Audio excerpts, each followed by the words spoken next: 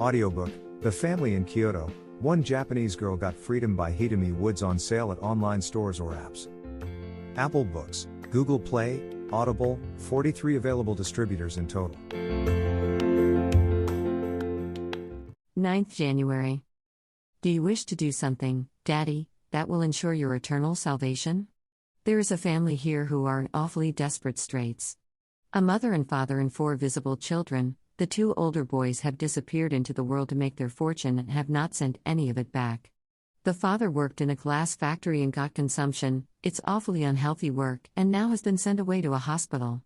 That took all their savings, and the support of the family falls upon the oldest daughter, who is 24.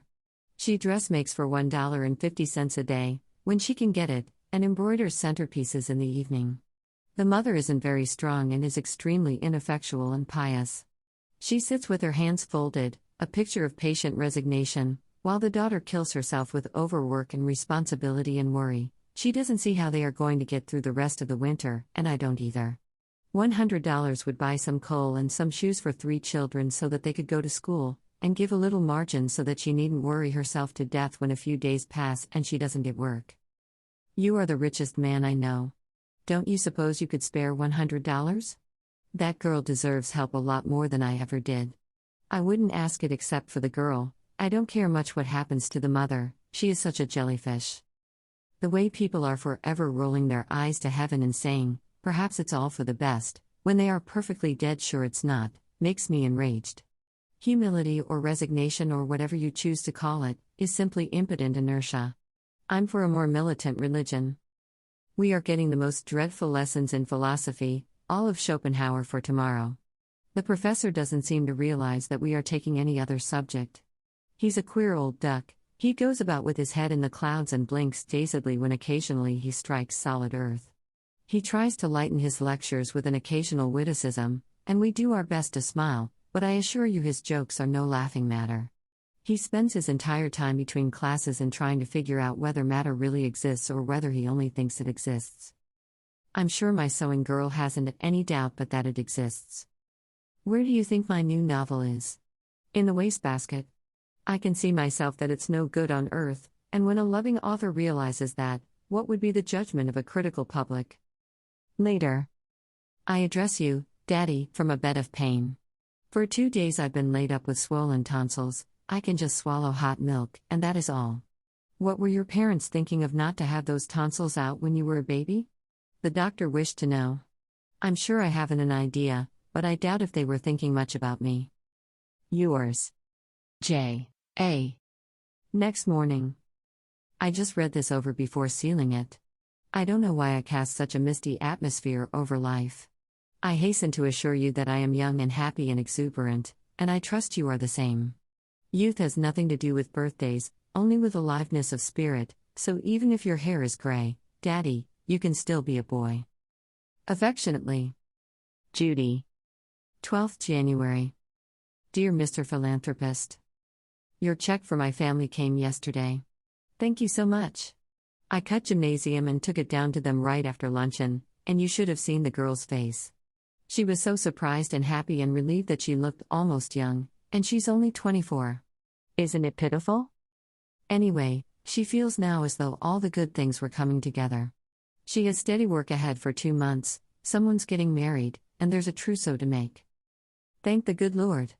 Cried the mother, when she grasped the fact that that small piece of paper was $100. It wasn't the good Lord at all, said I, it was Daddy Longlegs. Mr. Smith, I called you. But it was the good Lord who put it in his mind, said she. Not at all. I put it in his mind myself, said I. But anyway, Daddy, I trust the good Lord will reward you suitably. You deserve 10,000 years out of purgatory. Yours most gratefully. Judy Abbott. 15th February. May it please your most excellent majesty. This morning I did eat my breakfast upon a cold turkey pie and a goose, and I did send for a cup of tea, a China drink, of which I had never drank before. Don't be nervous, Daddy, I haven't lost my mind, I'm merely quoting Samuel Pepys. We're reading him in connection with English history, original sources. Sally and Julia and I converse now in the language of 1660. Listen to this. I went to Charing Cross to see Major Harrison hanged, drawn and quartered, he looking as cheerful as any man could do in that condition. And this, dined with my lady who is in handsome mourning for her brother who died yesterday of spotted fever. Seems a little early to commence entertaining, doesn't it? A friend of Pepys devised a very cunning manner whereby the king might pay his debts out of the sale to poor people of old decayed provisions. What do you, a reformer, think of that? I don't believe we're so bad today as the newspapers make out. Samuel was as excited about his clothes as any girl. He spent 5 times as much on dress as his wife. That appears to have been the golden age of husbands. Isn't this a touching entry? You see, he really was honest. Today came home my fine camlet cloak with gold buttons, which cost me much money, and I pray God to make me able to pay for it. Excuse me for being so full of Pepys, I'm writing a special topic on him. What do you think, Daddy? The Self-Government Association has abolished the 10 o'clock rule. We can keep our lights all night if we choose, the only requirement being that we do not disturb others. We are not supposed to entertain on a large scale. The result is a beautiful commentary on human nature. Now that we may stay up as long as we choose, we no longer choose. Our heads begin to nod at 9 o'clock, and by 9:30 the pen drops from our nerveless grasp. It's 9:30 now. Good night. Sunday. Just back from church, preacher from Georgia. We must take care, he says, not to develop our intellects at the expense of our emotional natures, but methought it was a poor, dry sermon, Pepys again. It doesn't matter what part of the United States or Canada they come from, or what denomination they are, we always get the same sermon. Why on earth don't they go to men's colleges and urge the students not to allow their manly natures to be crushed out by too much mental application? It's a beautiful day, frozen and icy and clear. As soon as dinner is over, Sally and Julia and Marty Keene and Eleanor Pratt, friends of mine, but you don't know them, and I are going to put on short skirts and walk cross-country to Crystal Spring Farm and have a fried chicken and waffle supper, and then have Mr. Crystal Spring drive us home in his buckboard. We are supposed to be inside the campus at 7, but we are going to stretch a point tonight and make it 8. Farewell, kind sir.